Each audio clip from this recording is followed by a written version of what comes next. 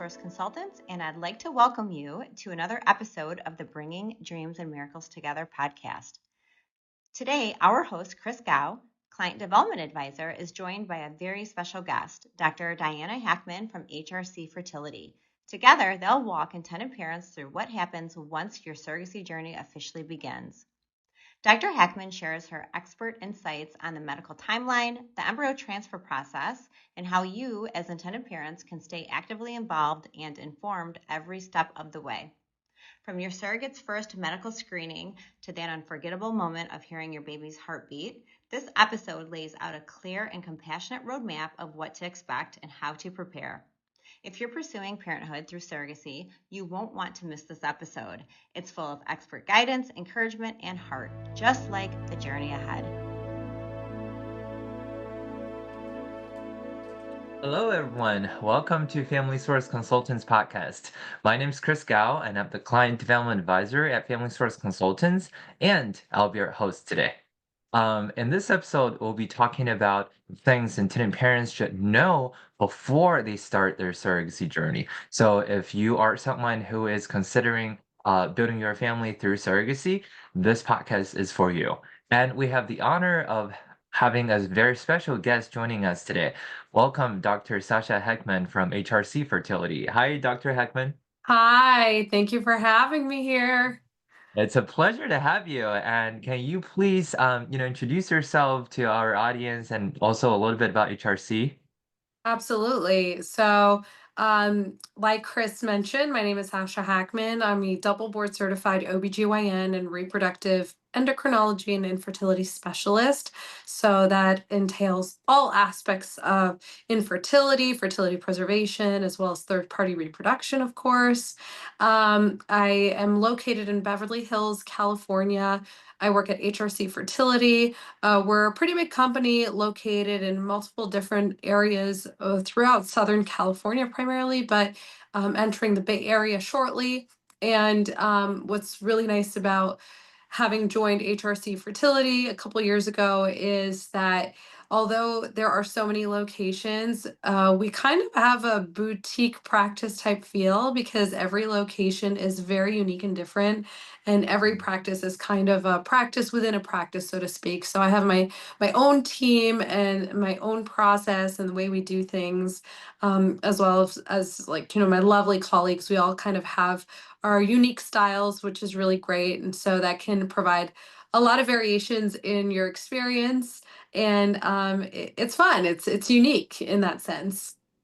Yeah, absolutely. Well, so Dr. Heckman actually did a webinar with us not too long ago. We talked about the things intended parents should look for when they're choosing a fertility clinic. And if you haven't checked out that webinar yet, that is very, very helpful as well. And I'm sure today we'll probably cover a little bit of what we talked about in the webinar, since we're talking about we're basically helping intended parents prepare for their surrogacy journey. And welcome back.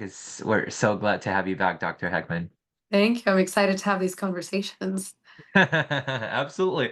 So, speaking of preparing for a surrogacy journey, I think one of the most commonly asked questions is how long this process takes, right? Because a lot of parents, like, especially when you are just starting to think about building your family through surrogacy, I'm sure a lot of parents will, do research online.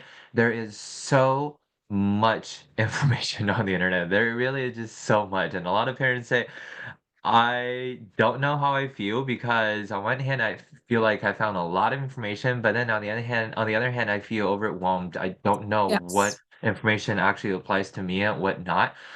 So in your experience, Dr. Heckman, what do you suggest, parents should expect in terms of a realistic timeline? So it's sometimes a tough question to answer because the timeline can be incredibly variable depending on medical and social elements that can Mhm. impact your targeted timeline. I always say at least expect about a 6 month timeline from beginning to end if you're lucky. This is Mhm. assuming that you're able to get in quickly enough into the clinic. Mhm. You do your workup, and there are really no major issues that are found. Mhm, Part of the surrogacy journey, of course, you want to inform yourself about the type of surrogacy that you're trying to do. The large majority of surrogacy journeys involve using a gestational carrier. So, this is mhm, somebody who is going to carry an embryo that was previously developed in a lab, either using the gametes, which includes egg and sperm, of the intended parents, or could be a combination of the intended parent's gametes with donor sperm or donor egg, depending on how a family looks like.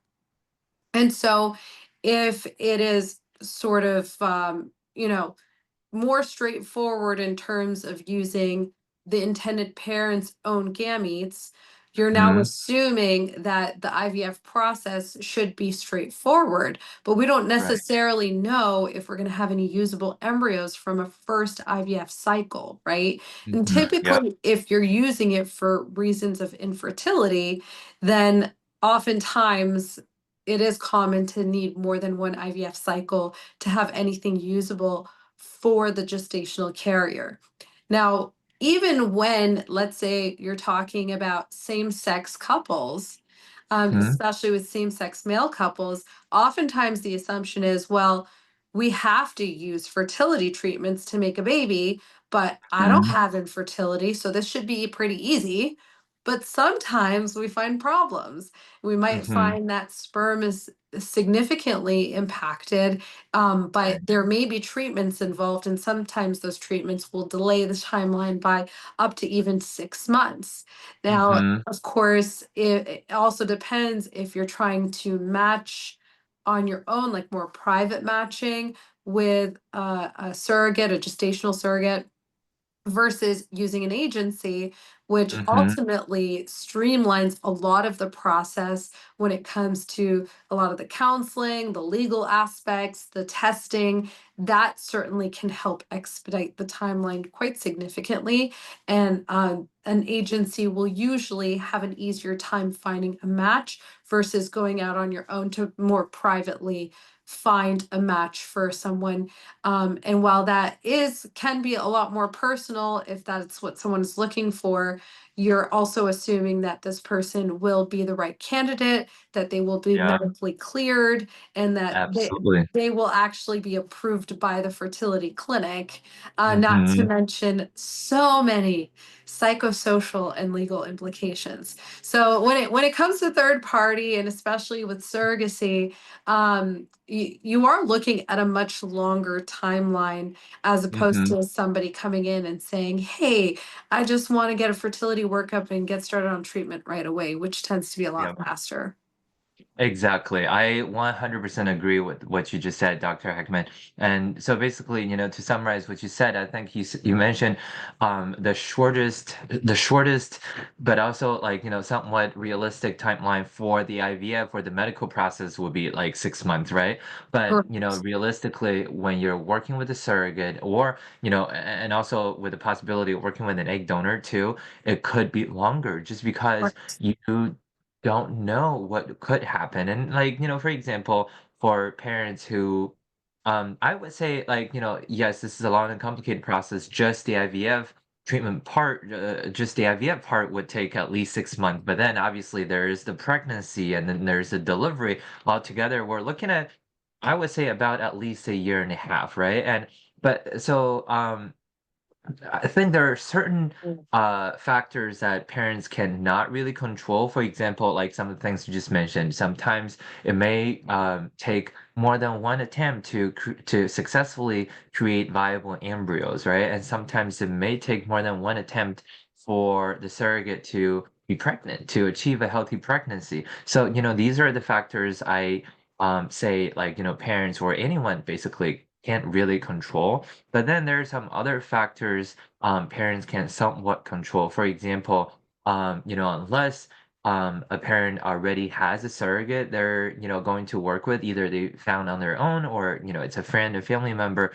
If a parent doesn't have a surrogate yet, they need to find a surrogate, right? So I would say a lot of parents, will start their journey with a surrogacy agency, and also a lot of parents will start their journey with a clinic. And, obviously either is fine, but, these two parties you will have to work with no matter what, unless you find your own surrogate, then, you don't necessarily have to work with an agency. But assuming you need to work with an agency to find a surrogate, and also, some parents would choose to start the surrogate matching process while they're working on embryo creation because Yeah, that will obviously save them some time. And absolutely. at Family Source Consultants, our average match time is about 6 months. So, a lot of parents choose this route to save some time. Okay, I have selected my fertility clinic and I have selected my surrogacy agency and I'm creating embryos and starting the matching process at the same time. So that would save parents some time, but then some other parents would rather focus on creating embryos first, just because be like, okay, there's a lot going on in my life right now, and I'd rather focus on one thing at a time. And creating embryos makes more sense because obviously I wouldn't be able to transfer without any embryos created first. So if that's the case, that's totally fine. But do know that your timeline may be a little bit longer.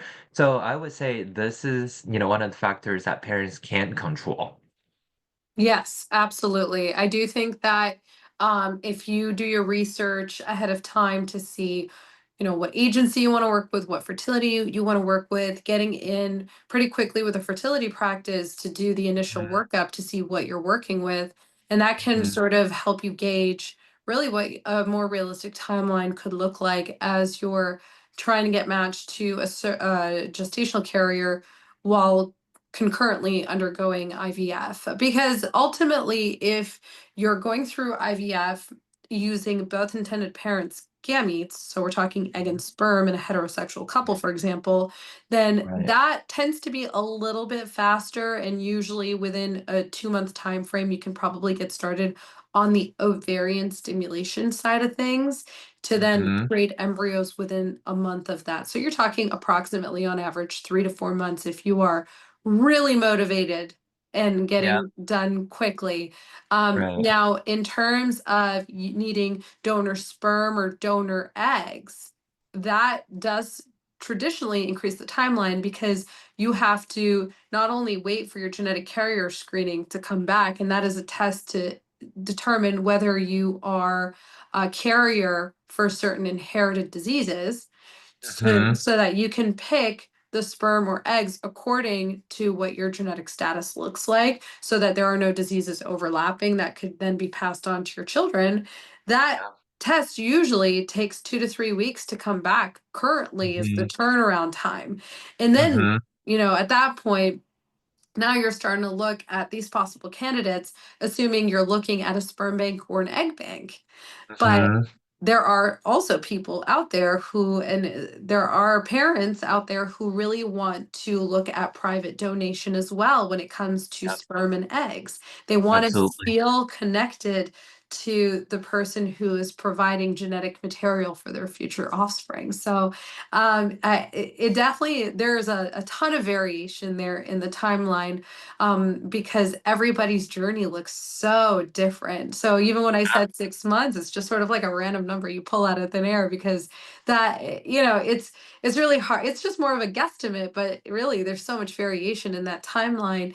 And as someone who works with a lot of couples who choose the surrogacy route or need to use the surrogacy route, there's a lot of variation in that timeline, but you have to expect it's not going to be a quick thing. Yeah, exactly. It's not going to be a quick thing, but obviously I think, working in this field, we understand every parent wants to have a child as soon as possible, and sometimes you be sometimes parents be like, oh, why would it take that long? It's just, a medical process I have to go through. But just note that every professional involved in your journey wants you to succeed, and I think if we're doing our job right, we will help you set realistic expectations. And, we don't want to just tell parents, oh, you can get things done in within 3 months when realistically, is probably a little bit more at can things possibly be done within 3 months? I'm sure there is a possibility of if everything, the universe lines up perfectly, it's possible, but I would say, like, just like Dr. Hackman said, realistically, we're looking at just the medical process itself, probably at least 6 months. Yeah. Um, and speaking of this process, obviously, when a parent is working with a surrogate, it's a little bit more complicated than just creating embryos and then transferring the embryos because there is a third party involved. And even if there's no egg donor or sperm donor, the surrogate is still considered a third party. And when that is, when there's a third party involved, parents will also have to sign a legal contract with the surrogate. And typically, the legal contract takes place between the surrogate receives her medical clearance from the fertility center and the beginning of the embryo transfer cycle. So that is also something we need to take to consideration. That obviously is going to take some time. I would say on average, the legal process takes about 4 to 6 weeks to complete. And some parents may ask, oh, why does that take that long? Well, that's because it's a very detailed contract, and parents and Yes. surrogates have to work with independent legal representations, and the two parties will draft the contracts and discuss, negotiate, and make some changes, and eventually finalize and fully sign it. So this process adds some time to your timeline as well. Absolutely. Yes. There's a lot that goes into this contract for several reasons because, Hmm. we talked about this also in the webinar that you have to consider the IP's future child, that Hmm. being their child, their fetus, but also the GC, which stands for gestational carrier. So the woman carrying the pregnancy, we have to consider her bodily autonomy. And ultimately, the IP and GC's values have to align on all things before they can move forward. And there's a lot Hmm. of implications to carrying somebody else's pregnancy. And, you have to think about the GC's own family. So, Hmm. does she have a partner? Does she have children? What does her home life look like? Is it a safe environment? Is she a good candidate? We always recommend some sort of psychologic counseling or even screening because Hmm. I mean, just imagine like that it's natural for this woman to potentially even get really significantly attached to this baby that's growing inside her body. Yeah. And so there we have to ensure that there isn't some sort of massive emotional attachment where they're coming back and saying, well, wait a minute, I want to have rights to this child because it's not, Right. it's not their child. But then also, when you are pregnant, you become part of this vulnerable population as well. So it's important to Hmm. also know that home life is a safe place, and that, there all the implications throughout the pregnancy involved, such as elective termination, possible need Hmm. for additional procedures for the patient in order Yep. to protect the baby. So there's a lot of implications. Also, how involved is the GC going to be in communicating with the IP, the intended Hmm. parents? Um, Hmm. and what happens after delivery? What happens when it comes to lactating? Is there some sort of an agreement with breastfeeding as well, or, donating milk? So all of these things need to be discussed prior to actually pursuing treatment with the use of a specific GC that a couple was matched with or an individual was matched with. Absolutely, and I love how in depth you just went talking about this. I know we're just talking about the timeline, and we went so deep, and I hope parents find this very, very helpful because there really is a lot of information to be shared with the parents who are thinking about building their families via surrogacy, and that's what we're here for. We're here to really spread our knowledge from working in the field, and hopefully to help parents really have a realistic understanding and expectation of this process. And okay, so that's a timeline. I know we mentioned it a few times that, the parents have to work with multiple parties, and obviously the clinic is a big element of any surrogacy journey, surrogacy agency as well, if parents need to find a surrogate. And on top of that, parents will need to work with attorneys, and like at least one attorney. And generally, that attorney will represent the intended parents. If they need an egg donor or sperm donor, a fresh donation, they need to sign a contract with their egg donor or sperm donor. And then when it comes to the surrogacy part, they need to sign a contract with the surrogate. So, intended parents will need to work with at least one attorney. And then there will be the insurance company involved and escrow management company involved. So, I know we already talked about in our webinar, we already talked about how to choose a fertility clinic. Can we just, recap, very briefly? Dr. Hackman, can you just recap for us what are the things parents should consider when they're looking for a fertility clinic to work with? So there's a number of things that you should consider. Number one, I would say, is knowing that the clinic is well versed in working with both surrogacy, GCs, as well as surrogacy agencies, especially if you plan on traveling for your treatment. You Mhm, want to know that a particular clinic has the infrastructure to make it as relatively easy of an experience as possible. So if mhm, they have the staffing that is necessary for working through a third party, for instance, like at HRC, in our particular clinic location, we have somebody specifically designated for third party reproduction. And mhm, so this person, she knows all the ins and outs, and she's mhm, our superstar nurse that really helps coordinate all of it. And as demands grow, you start to hire more and more teammates to sort of streamline this. So that's one really right. important aspect of choosing a clinic. The other one Mhm, is looking at the lab success rate, because of mhm, course, choosing the right doctor who is really going to listen to you, give you that positive experience, give you the good care that you deserve, they're still limited by the lab. And so knowing that a lab has really up to date, top of the line, standard of care mhm, laboratory practices is really, really important. Using things like SART or SART.org can be helpful. Of mhm, course, I always say take the success rates on SART with a grain of salt, because there are practices who will really turn down a lot of couples who have a poor prognosis because they right. don't want to negatively impact their pregnancy rates.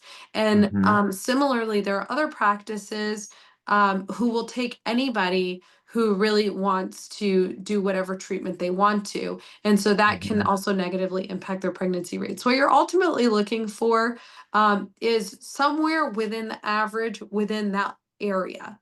So if you're mhm, comparing clinics, you want to compare within that geographic area. mhm, If they're plus minus, a few percentages, then they're probably really doing a good job. right. And then, of course, talking specifically once you go in for that initial consultation to the doctor to understand more based on your specific demographic, what Mhm, your own success looks like from that particular lab's data. mhm, mhm. Yeah. So yeah, so we're talking, knowing that the clinic has the infrastructure for third party Mhm, reproduction. Secondly, knowing that the lab is very well equipped and has good pregnancy rates and good success rates. And then, of course, number three, making sure that you match with a physician who really helps you through this journey, because it could be a very difficult one in many cases. And so you want absolutely. someone who's really going to be your cheerleader, be by your side, properly Mhm. counsel you, explain everything so that you really understand what's going on, and that the overall experience will be more positive. Yeah, thank you. I think it's very, very important. Just to recap what you said, the experience with specifically surrogacy cases the clinic has, and the success rates or the embryology lab, and the personal touch. And it's very important for any parents to work with any team that makes them feel comfortable. And on top of an already difficult journey or process the parent may have gone through, in the infertility journey, I do think, you totally nailed it. It's very, very important to choose a team that you just feel completely comfortable working with, Totally. And I really right? think a big part of that too is the communication aspect of it. Mm-hmm. And it's something that often get feedback on from patients is that because, for me personally, I will do a lot of my patients' ultrasounds. Mm-hmm. Rarely will have the sonographer do it because I like that touch point, and it's an opportunity for them to ask questions when they feel that Yes. they can easily get a hold of their coordinator, whether it's Mm-hmm. via email or phone, whatever it looks like, just that Mm-hmm. easy access to be able to ask questions, to be able to reach out to your Yes. doctor and get Mm-hmm. clarification on things. That's a really, really important part of the process because if you feel like you're Mm-hmm. constantly having to chase after the clinic to even just be able to get one question answered, then that can make things really tough. Yeah, absolutely. Because I mean, I feel like, because you and we work in the field, sometimes we know, okay, this is not, as serious as a problem, but a lot of parents don't know, like, because, especially for parents who are going through this process for the first time, if anything happens, they may think, oh my gosh, is this right? Is this wrong? Or, like, this is an urgent situation. And sometimes we know, okay, it's not that serious, but again, parents don't know and they want to get a hold of someone. They want someone to Yeah. answer their questions right away. And I think that is very important. HRC, provides such high standard customer service as well, on top of the medical services, obviously. Yeah, no, of course. Yeah, Yeah. it's a big deal. I mean, it does help that, in my case personally, I was on the patient side of things. Uh, I also encountered some negative experiences before I switched clinics, and this was long before I was in private practice. But mhm. when I was doing my own IVF cycle and just trying to get a hold of the first practice that I was taking care at, it felt like, nearly impossible. And Right, right. it can be really tough. And sometimes as unfortunate as it is that I had to experience what I did, it also made for like a really good perspective, knowing on the patient side of things what things really matter and can be important Absolutely. from the patient perspective. And although our goal is always outcome driven, that is not the only thing. Absolutely. And we, like at Family Service Consultants, we absolutely value that as well. And we wholeheartedly believe people who have gone through similar experiences will be able to understand and relate to the parents better just because, you've gone through it yourself and what emotions you went through when you were in the process and what things could easily I guess not necessarily easily, like what things could make you, I guess, freak you out a little bit, like just because of the unknown. I feel like a lot of times it's the unknown. I just don't know. This is not my expertise and Yeah. I'm doing this for the first time. I don't know if this is normal or not. I don't know if this is a good sign or a bad sign. So we actually, FSC, when we hire employees, and we definitely prefer the people who have some sort of personal experience with, Yeah. reproductive treatments for third-party reproduction. Yeah. I really do believe that makes a big difference. It really Mhm. does. Yeah. Yeah. And I would say on my end, I wanted to share a little bit about, like, choosing an agency for parents because again, that Yeah. is another big, I guess an important element parents will have to look into.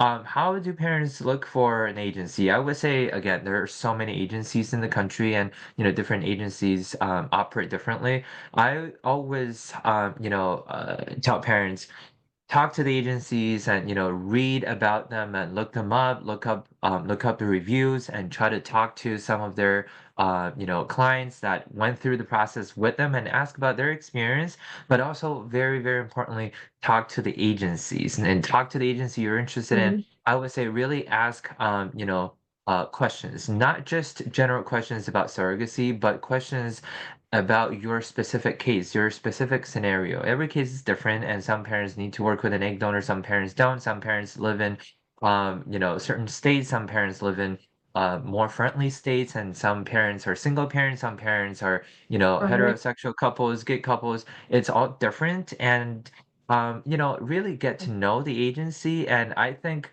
one of the most important things is really to evaluate what agency is sharing with you, the information the agency shares with you.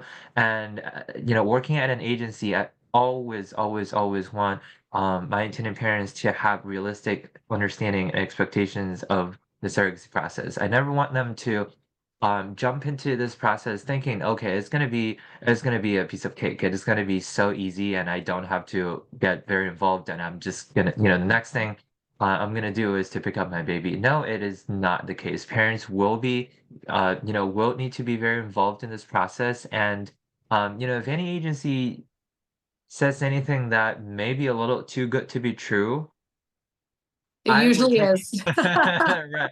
I would take it as a red flag, and at least ask follow-up questions, and don't just be like, "Oh, okay, that's what I want to hear. They're just telling me everything I want to hear." Yes, that may make you feel good in the moment, but it doesn't really help you in the long run. So that is always, the number one thing I tell intended parents. Don't like a good agency will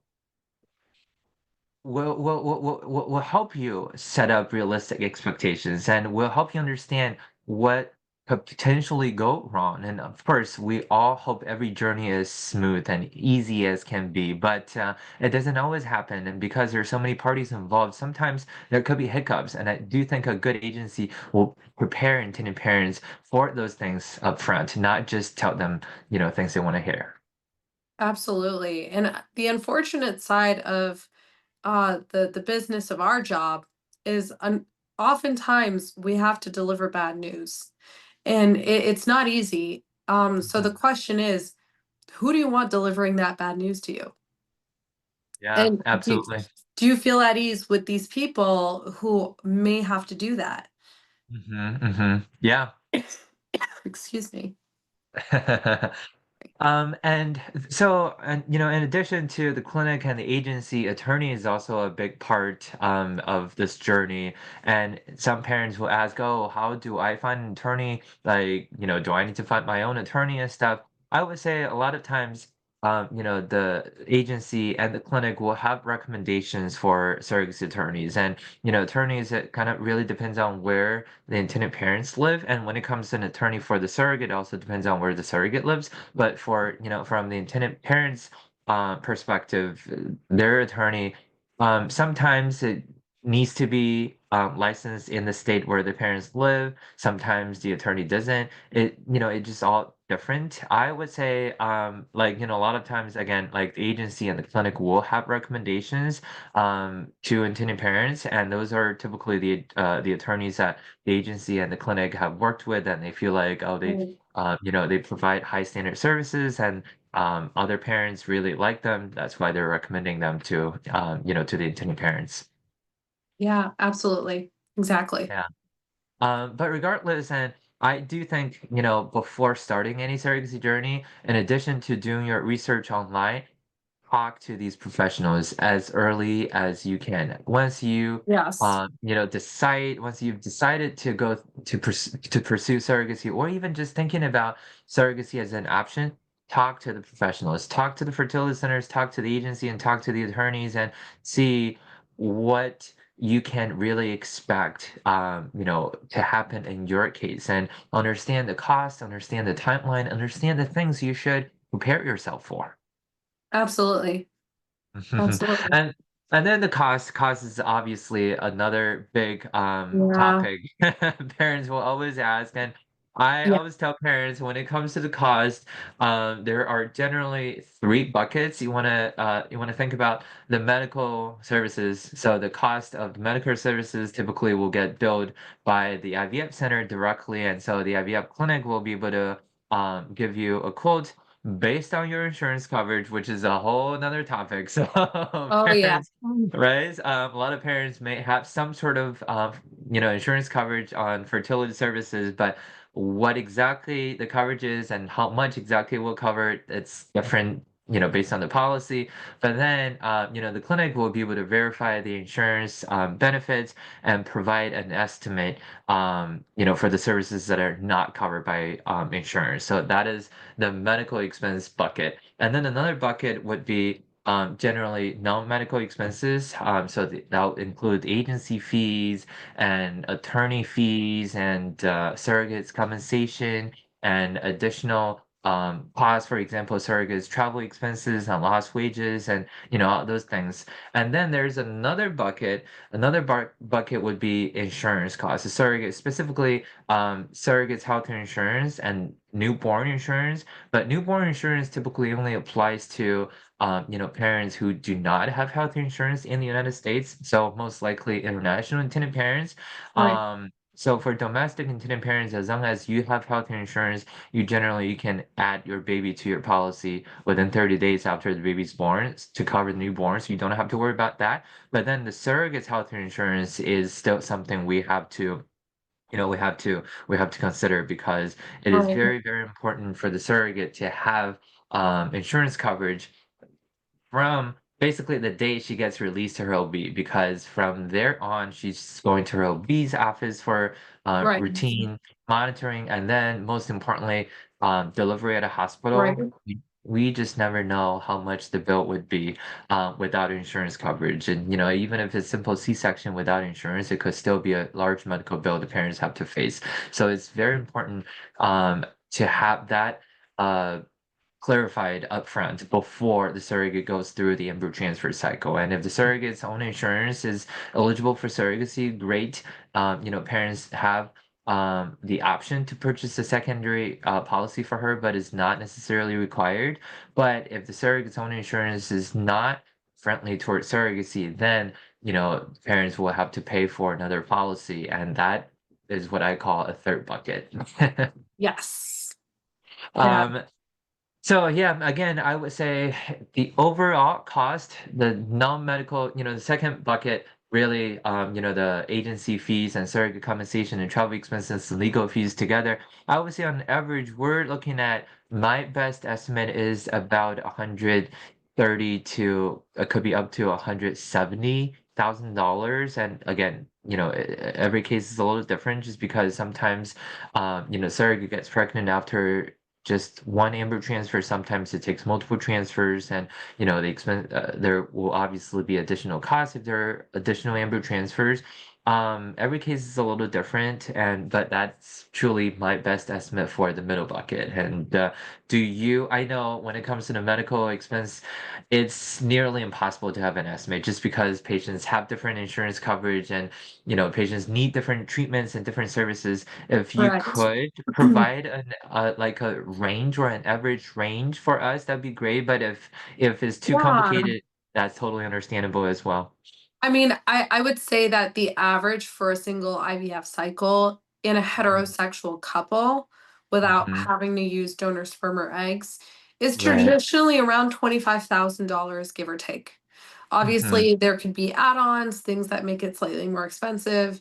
But now, if Right. you're adding in any donor gametes, then that definitely Mhm. drives up the price. Sperm is Yes. certainly less expensive than eggs for obvious Mhm. reasons because sperm Mhm. is a lot easier to acquire compared Mhm. to eggs. Mhm. Donor eggs come from the female donors essentially going through an ovarian stimulation cycle and Mhm. undergoing an egg retrieval. So Right. that certainly drives up the price. So you're certainly adding, potentially up to $10,000 more in costs there, Mhm. assuming that the first cycle is successful. Also depends Right. on the number of eggs that you're purchasing because they Mhm. usually come in lots of six. Mhm. That being said, if you're looking to potentially have more than one child, then you have to have realistic discussion of your family building goals with your physician. So Mhm. let's say even if you plan on using a gestational carrier, for one baby at a time, you want to be as financially efficient as possible. And doing Mhm. potentially one IVF cycle for Right. multiple embryos for future siblings should be a Mhm. goal rather than coming to do sort of de novo IVF cycles for each child, that's incredibly inefficient. And while that may be the case for certain individuals and couples, depending on their situation, it Mhm. generally, if you have a good prognosis and you're of a younger age, then you may be successful in having enough embryos from one IVF cycle for Mhm. multiple children. And so these are Right. goals that you should always discuss with your doctor and Yeah. not be sort of short-sighted of just dealing with the first baby, but rather thinking long term, how many kids do you want? Especially if we're Absolutely. dealing with a woman who is in her late 30s, possibly even early 40s, then at that point, absolutely there should be embryo banking. Mhm. It could still happen concurrently, but those things will definitely drive up the cost because now you're talking about multiple IVF cycles Yeah, potentially. absolutely. And I wish we could be a little bit more helpful in terms of narrowing Yeah, down how much the cost would be. But the truth is, unfortunately, no one can tell you how much exactly surrogacy is going to right. cost. And if anyone tells you this is exactly how much surrogacy is going to cost, run from that. Just because it Yes. unfortunately is not true. There's too much variation in every single case because this isn't a one size fits all whatsoever. Yeah, exactly. Oh well, I think we actually covered a lot. We covered a lot today, and I know we're mostly, we're focusing on things parents should know before they start their surrogacy journey. And just to recap, we talked about a rough timeline parents should understand what to expect or how long they can expect to commit to this journey. And again, in short, every case is a little different, and what we're able to share today is, based on to the best of our knowledge, what we think is average is realistic. And so we talked about the timeline, and we talked about how to choose a fertility center, a surrogacy agency, and surrogacy attorneys. And we talked about the potential cost, or a very rough estimate cost of the medical services and the non-medical services. And my last advice to the parents, again, I kind of mentioned it early on, if you are even just thinking about surrogacy, your research and reach out to the professionals and talk to them, because you truly will learn so much more by talking to the professionals, and understand what will apply to you and what not. And by talking to professionals, you will also have a more clear understanding of how much you should prepare before you start this journey. Absolutely. Great advice, No, Chris. thank you so much, Dr. Heckman. And obviously, there's so much more we didn't get to touch today. And stay tuned. We'll come back for part two, and part two will focus on the things parents should know after they start their circus after they start their journey. So while they're in the middle of their surrogacy journey, what they should know and how they should prepare themselves. Sounds great. Okay, well, thank you again, Dr. Heckman, for joining us and for such a great discussion. And stay tuned, everyone. We'll be back for part two. Thank you again, Chris. All right, thank you. Bye, everybody. Bye.